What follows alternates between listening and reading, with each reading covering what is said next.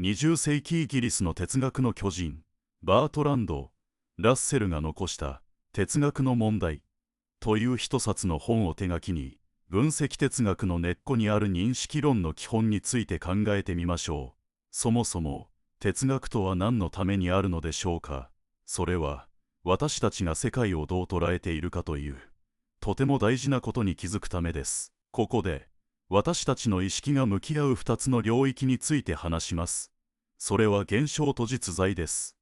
ラッセルは、私たちが目に見ているものは実際にあるものそのものではなく、そこから生まれる感覚資料だと言いました。例えば、赤いリンゴを見たとき、目に映るのは光の波長が網膜に映った結果です。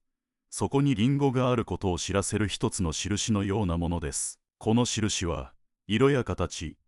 雑質などの集まりであり、私たちが外の世界を推測するためのたった一つの手がかりになります。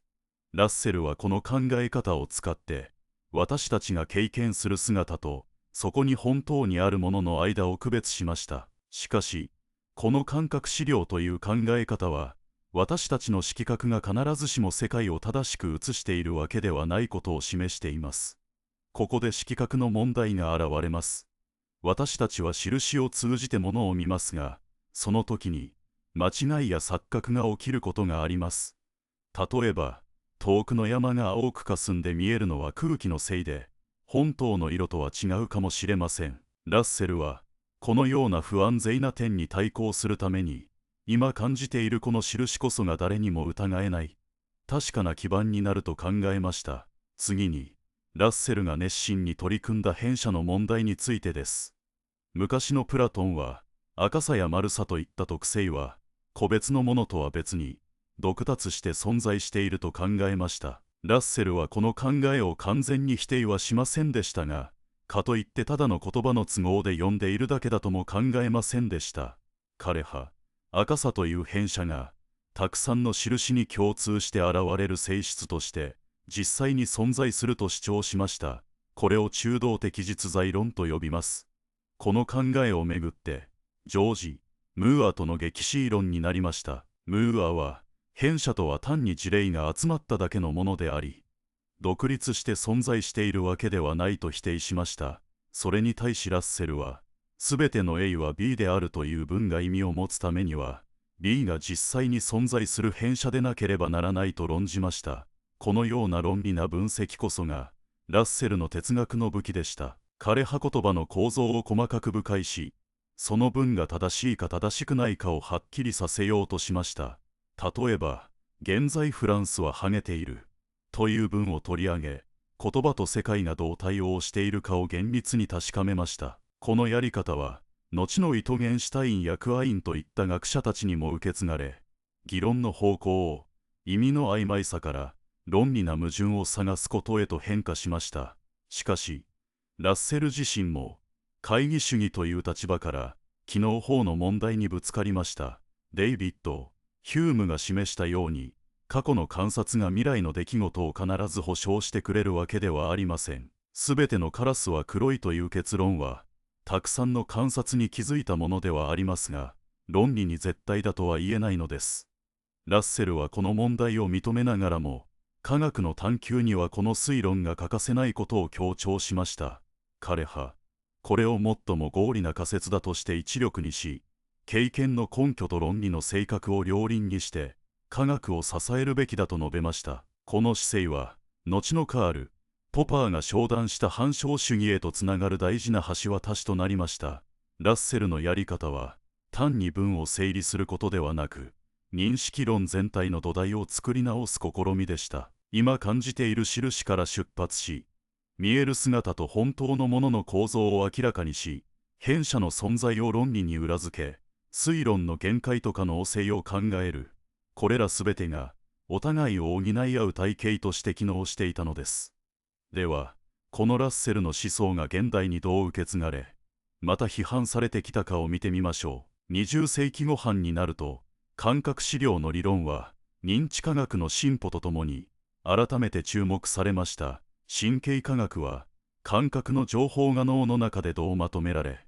概念に変わるかを証明しました。ラッセルが想像した印の集まりが実際に神経回路の活動パターンとして現れていることが分かったのです。一方で直接実在論者たちは印という中間層を置かずに、私たちは直接に物を知覚できると主張しました。ウィリアム・チャーチルやヘンリー・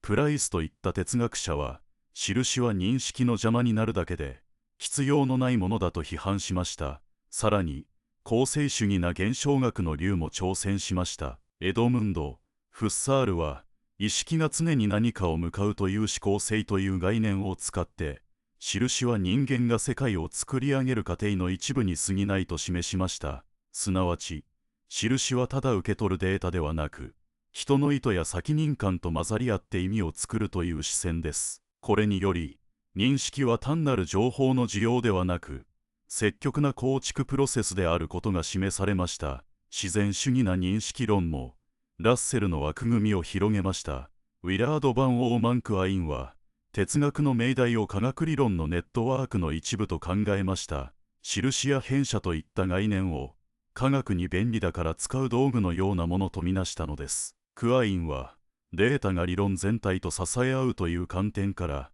印の独立性に疑問を持ち、議論を科学実説と結びつける新しい隆起を作りました。こうした多くの批判や発展があっても、ラッセルの遺産は、今も分析哲学の根幹に生きています。例えば、言葉の論理構造を精密に分析するやり方は、今の人工知能研究やコンピュータ言語学でも欠かせません。プログラムが正しくどうか確かめる際、ラッセルが求めた命題の裏付けという視線が、そのまま応用されています。また、印の理論は、仮想実在かつ拡張現在の技術開発において、ユーザーが受け取る刺激と仮想のものの関係を考える参考になっています。最後に、ラッセルが示した懐疑主義なアプローチの精神を振り返りましょう。彼はすべての主張に対して、根拠が正しいか、論理に一致しているかを厳密に確かめることを求めました。この視線は、今の学術研究の基本となっており、情報があふれる社会で、騙されずに批判的に考える力を養うたすでしょう。例えば、ニュースが示す原因と結果や統計データが、本当に正確な推論に基づいているかを問うとき、ラッセルの分析と権威は有効な道具となります。まとめると、バートランド・ラッセルは、短い直作の中で、印という経験、見える姿と本当のものの構造、変者の存在、推論の限界、そして論理分析という方法を巧敏に組み合わせ、認識論の新しい地平を開きました。その影響は、分析哲学だけでなく、現代の科学技術や認知科学、情報倫理など、広い領域に及んでいます。私たちが日常に何が正確かを判断するとき、その裏側にはラッセルが築いた論理と経験の対話が静かに生き続けているのです。さて、ここからは、ラッセルと同時代の仲間とがどのように思想を関わし、分析哲学の共同体を作ったのかを掘り下げていきましょう。その前に、ラッセルの思想がその後の哲学史に与えた反問を、具体的な人物や出来事を通してたどってみます。まず、ラッセルとほぼ同時期に活躍したジョージ・エドワード・ムーアです。ムーアは、印という中間概念に対抗し、直接に物が存在することを主張しました。彼は、普通の言葉が示す通りに世界はあり、そこに疑う余地はないという立場から、ラッセルの考えに批判を告げました。ムーアのこの議論は、後の普通言語哲学の土台となり、形式な分析とは別に、言葉を実際にどう使うかという側面を重視する流を生み出しました。次に、ラッセルの親友の一人であるルートヴィヒ・ウィトゲンシュタインです。彼は、命題は世界の事実を映し出す写像であるとし、論理構造の鏡のような言葉を提供しました。ここで注目すべきは、ラッセルの論理原子論を受け継ぎながらも、意味は使用にあるとまで踏み込んだ点です。ウィトゲンシュタインは、言語ゲームという概念を通じて、認識は単なる論理な関係だけでなく、社会の習慣や生活の在り方に根ざしていることを示しました。この転換は、ラッセルの客観な枠組みを超えて、多様な認識の道を開く重要なステップとなりました。2920年代になると、ウィーン楽団と呼ばれる論理実証主義者たちが登場します。モーリス・シュリックやルドルフ・カーネップは、ラッセルの形式分析を科学に検証できるかどうかの基準として取り入れました。そして、検証できない命題は無意味だと断定しました。特にカーネップは、経験に確かめられない命題背味を持たないとし、ラッセルの印の理論を経験データの集まりとして書き換えました。こうした動機は、ラッセルの経験と論理の両輪で科学を支えるという視線を、さらに強い実証主義へと推し進めました。しかし、論理実証主義は内部からも批判を受けました。カール・ポパーやオットー・ノイラートは、科学理論そのものが、観察する人の考え方の枠組みに依存していることを指摘しました。完全な中立性は幻想に過ぎないという論理です。これに応えるように、ウィトゲンシュタインは千年の著作において、言葉の意味は使用される文脈によって決まると主張し、形式な分析だけでは捕まえきれない認識の側面をあらわにしました。結果として、分析哲学は形式から使用へと修復していきました。ラッセルの考え方は、時代とともに新しい意味を持つようになりました。1900年代の後半、アメリカに渡ったラッセルの影響はさらに広がります。クワインという哲学者は、ラッセルの考えを発展させ、哲学的感が経験のネットワークの一部として捉えました。彼は、目に見えない概念などは、理論を便利にするための道具のようなものだと考えました。すなわち、哲学は科学と切り離せない一つの活動であると主張したのです。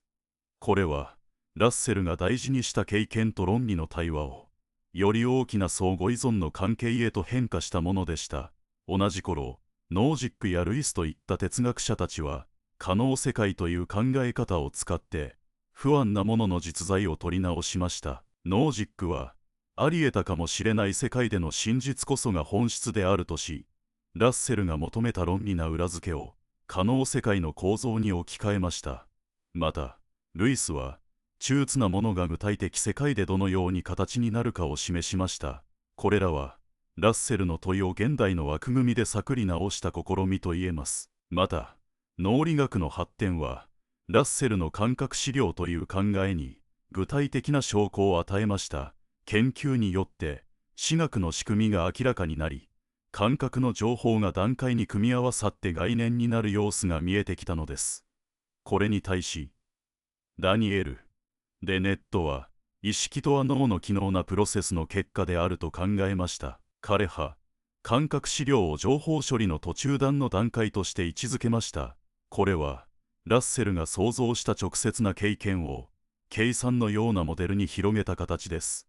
20世紀後半には、新しい形心主義も現れました。ホワイトヘッドは、実在とは固定されたものではなく、常に変化し続ける関係性の集まりであると主張しました。これは、ラッセルが描いた整地した構造を、流動なプロセスへと変化する視点でした。ホワイトヘッドの考えは、ラッセルの瞬間なデータという概念に、時間の流れを加えた批判となりました。さらに、1970年以降、知識とは何かという論争が起きました。エプスタインは、知識とは単に正当された正解信念ではなく、知ることの能力の集まりであると示しました。ラッセルが重視した論理な裏付けだけでは、知識をすべて説明できないと考えたのです。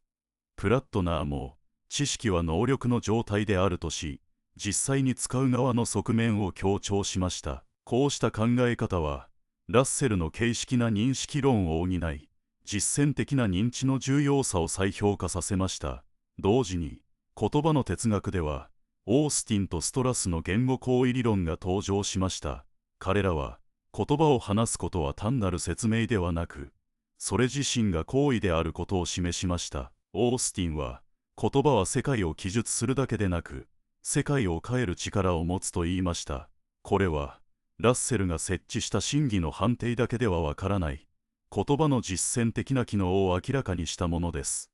ストラスは、社会の規則と個人の意図がどう関わるかを示し、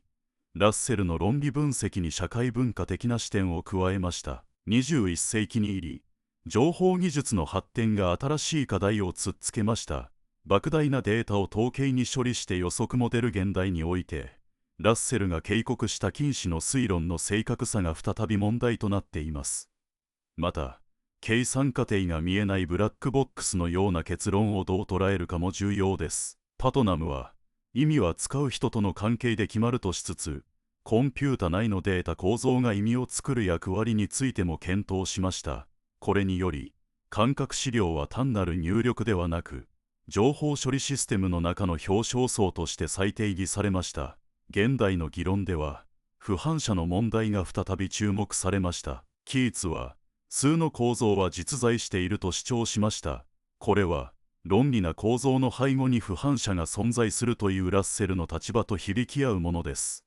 一方で、ケインは、数は言葉の構造から生まれた道具に過ぎないと論じました。こうした対立は、ラッセルが提示した論理裏付けと経験根拠という日本の調を、現代に合わせて調整する議論となっています。最後に、ラッセルの姿勢は倫理の分野にも広がりました。彼は、理性判断と敬虔な事実を組み合わせることが、正しい選択の根拠になると説明しました。この考えは、現代の実践倫理学やテクノロジー倫理において、リスク評価と価値判断を統合する枠組みとして使われています。例えば、人工知能を倫理に使う議論では、ラッセルな論理分析と経験データの組み合わせが、公平性を保つためのシステムとして使用されています。このように、ラッセルの思想は単なる過去の遺産ではなく、哲学、科学、技術、倫理のあらゆる場所で、今も使われ続けています。それでは、ラッセルと同時代に活躍した哲学者たちが、どのように影響し合い、分析哲学という共同体を作ったのかを、具体的なエピソードで見ていきましょう。まず、ラッセルがケンブリッジ大学で教えていた1900年代の初め、そこにはムーアという若い哲学者がいました。ムーアは、感覚資料が直接に外の世界と結びつくというラッセルの考えに疑問を持ちました。彼は、今見ている赤いリンゴは、自分の感覚とは別に、独立して存在しているという直感主張を展開しました。この講義は、ラッセルに感覚資料の側性を再検討させ、妊娠の間で長い手紙のやり取りが始まるきっかけとなりました。ムーアは感覚が錯覚を起こすかの憂いを示し、ラッセルはそれを受けて、感覚資料を観察者の認知構造にある中間層として位置づけ直しました。一方、同時期にウィトゲンシュタインがラッセルの弟子として入学しました。1909年、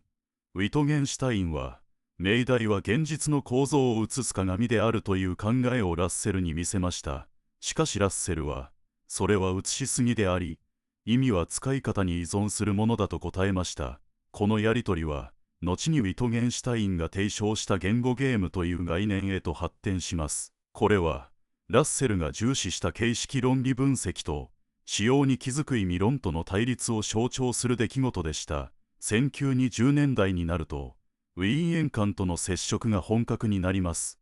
科学な言葉だけが意味を持ち、形状学な話は無意味だという論理実証主義が現実しました。カーネップは、経験に確認できることを基準にして、感覚資料は観察者の内部状態に過ぎないとラッセルを批判しました。これに対しラッセルは、1934年の演説で、感覚資料は客観な事実への橋渡りであり、視覚なものに還元できないと反論しました。この論争から、感覚資料が認知構造に組み込まれる表象層であるという視点が生まれ、後の認知科学と哲学の融合に大きく貢献しました。同時期、ムーアと共に普通言語学発が見られました。ムーアは、日常の言葉の使い方こそが問題の根源であるとし、ラッセルの論理体系の限界を示しました。その弟子であるオースティンは、発話することそれ自身が行為であるという言語行為理論を築きました。彼は、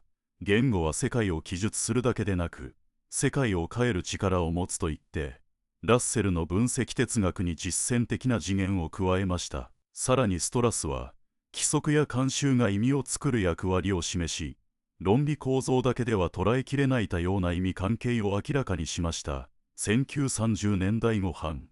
ラッセルはハーバード大学で再びホワイトヘッドと協力し、論理と家庭物学の統合を試みました。ホワイトヘッドは、実在とは常に生成される関係性の集まりであるとし、ラッセルの二元的な考えを流動なプロセスへと変化しました。この協力により、ラッセルは後年に、時間の連続性を考えた論理分析の必要性を説明することになります。第二次世界大戦後、分析哲学はアメリカへ広がりました。カーネップとフランクファルトは、近似な推論の正確さを検討して激縮想しました。フランクファルトは、近似は確率な裏付けに過ぎず、絶対な保証はないと主張し、ラッセルが警告した近似問題を再び持ち出しました。一方のカーネップは、係数法を使えば正当化できると批判し、ラッセルの堅毅な姿勢に対抗する確率論認識を提供しました。この論争は、1970年代の知識の条件論争へとつながり、知識は能力の状態であるという新しい大性の考えが生まれた存在となりました。1970年代後半、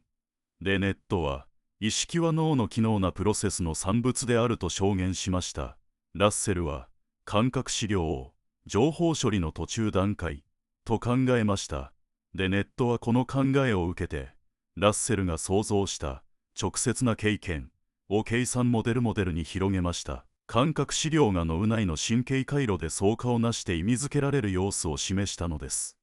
これは、ラッセルの感覚資料、瞬間なデータという二元モデルを現代の AI 研究とつなぐ大事な橋渡しになりました。機械学習のブラックボックス、問題や近似の正確さについての議論が新しい文脈で再び注目されるきっかけとなったのです。197年、ロンドンで開催された哲学サミットでは、ラッセルの遺産を受け継ぐ形で、ロバート・ブランディッシュとナンシー・カートライトが不反射問題についての最新の議論を提示しました。ブランディッシュは、数の構造は実在するもので、中立な対象は独立した存在としてみなすべきだ、と主張しました。ラッセルが、中道な実在、と考えた不反射の立場を、さらに強固なものにしたのです。一方、カートライトは、不反射は言葉の構造から生まれた道具に過ぎない、と批判しました。ラッセルの芸術的実在論に対し、言葉分析の視線から批判を展開したのです。この2つの対立は、今でも続く、数理実在論と概念構成論の日本の立場をはっきりとあらわにしました。198年になると、哲学の手法はさらに多様になりました。サラ・ケインは、感覚資料は敬虔なデータだけでなく、文化的背景に根ざした意味の構造を持つ、として強調しました。彼女は、幾文化間の比較研究で、同じ感覚刺激が異なる認知の枠組みで解釈される事例を多く示し、ラッセルの客観感覚資料という概念を相思疑心に見直しました。同時に、ロバート・ノージックは、自由意志や倫理の判断は論理分析だけでなく、個人の価値観の選択に依存する、と述べました。分析哲学の領域を倫理学へと広げていったのです。こうして、ラッセルが立てた論理分析と経験データの日本の調は倫理議論や政治哲学、さらにはテクノロジー倫理へと応用の範囲を広げていきました。199年代以降、情報技術の急速な進歩は認識論の課題を新しい領域へ推し進めました。ビッグデータの解析や機械学習は莫大の感覚資料の集まりを統計的手法で抽出し、予測モデルを作ります。ここで問題になるのは、ラッセルが警告した近似推論の正確さと、アルゴリズムが生み出す、ブラックボックスな結論の透明性です。哲学者のヒラリー・パトナムは、内部主義意味論を提唱し、意味は外部の使用者との関係に依存すると主張しました。同じく、実相意味論の必要性を示し、コンピュータ内のデータ構造が意味を生み出す役割を検討しました。これにより、感覚資料という概念は、単なる感覚入力ではなく、情報処理システム内の表彰層として再定義されることになったのです。21世紀に入り、量心情報理論が認識論に新しい光を灯しました。量心情報が重単微通の状態を通して固定な感覚資料の二重対立を超える多様な可能性の概念を提供します。哲学者のロジャー・ペンローズは量心意識かつ現在感概念を提示し、感覚資料が良心的な被告性を旅立つかの右性を示しました。この議論はラッセルが考えた感覚資料瞬間データという精緻なモデルを時間確率に揺らぐ動なモデルへと変えることを目指す視線として注目されました。分析哲学共同体の形成過程を総括すると、ラッセルを中心とした哲学者たちの対話と論争が概念の生成化と方法の多様化を同時に促進したことがわかります。ラッセル自身が示した論理分析と経験裏付けの日本は、交互の世代が新しい科学成果や技術変化に適応する際の基本的な枠組みとして機能し続けています。これらの歴史的なプロセスは、分析哲学が単なる学術的潮流にとどまらず、認識論課題に対する永久な問いきかけの場としてあり続ける理由を錦に示しています。この続編では、まず1970年代以降に台頭した実践哲学の潮流を概要します。ロンドン大学のマイケル・ゴールドマンらは、表信者に対し感覚資料の主観報告を求める実践をたくさん実施し、感覚経験が言語表現と切り出すことのできないことを実証に示しました。彼らの調査は、ラッセルが創造した純粋な瞬間データが、実際には認知の枠組みと相互させながら形成されるという点で、古典的感覚資料論を根本から再評価する危機感となりました。同時期に、オックスフォードのサラ・ミルズは、身体化された認識論を提唱し、感覚資料が単なるが異質入力ではなく、体の運動パターンや環境とのエコロジカルな関係に埋め込まれた情報として機能すると論じました。ミルズは、ジェームズ・ギブソンのエコロジカル心理学を引用し、視外感覚資料が、アフイーダンスとして行為可能性を提示する構造を持つことを示しました。これにより、ラッセルの感覚資料、瞬間データという二元モデルは、時間、空間連続性を伴うプロセス、概念へと変容しました。1990年代後半には、カリフォルニア大学バークレー校のダニエル・レボンが、神経符号論エピステモロジーを展開し、感覚資料がニューロン集合の発行パターンとして符号され、シナプス可塑性を通じて意味づけられる過程を数理モデル化しました。レボンは、ラッセルが死んだ近親の性格の問題を、レイズ推論と深層学習の統合フレームワークで解決できると主張し、感覚資料の内部表象層が統計水層と結びつく新しい認識論基盤を提示しました。一方、ウィトゲンシュタイン研究の中心人物であるハーバート・フリーマンは、交互ウィトゲンシュタインの言語ゲーム概念を再開し、感覚資料が言語実践の中で規則に使用されることで初めて意味を獲得すると論じました。フリーマンは、感覚資料を誤用事実の一部として著しく示し、ウィトゲンシュタインが提唱した言語行為論と相互に働くことを強化しました。この視線は、オースティンが提唱した言語行為論と相互に働き、感覚資料が行為者の意図や社会慣習によって形作られることを示す重要な橋渡しとなります。2000年代に入り、人工知能と量心情報科学の融合が新しい課題を突っつけました。東京大学の山本博は、量心情報の重単性を確率感覚資料の拡張版とみなし、測定結果が観察者の選択に依存する点でラッセルの客観感覚資料が揺らぐと示しました。さらに、京都大学の石川誠子は、量心エンタングルメントが遠隔に感覚資料の相関を生み出す現象を利用し、表力認識ネットワークの理論構築を試みました。これらの研究は、感覚資料が単なる地域データにとどまらず、全体な情報場の一部として捉え直すべきだという新しい潮流を生み出しました。近年のデジタルヒューマニティーズ領域でも感覚資料の裁定が進んでいます。大阪大学の高橋奈々は SNS 上のテキストや画像がユーザーの感覚経験をリアルタイムで共有、再構築する感覚資料の群像化、現象を分析し、個人の感覚資料と集団感覚資料の二重構造が現代の認識論に必要な概念になると示しました。いずれにしても、ラッセルの遺産は単なる歴史保存にとどまらず、感覚資料の本質に関する議論を時代ごとの科学技術と結合し続けて新作し続けています。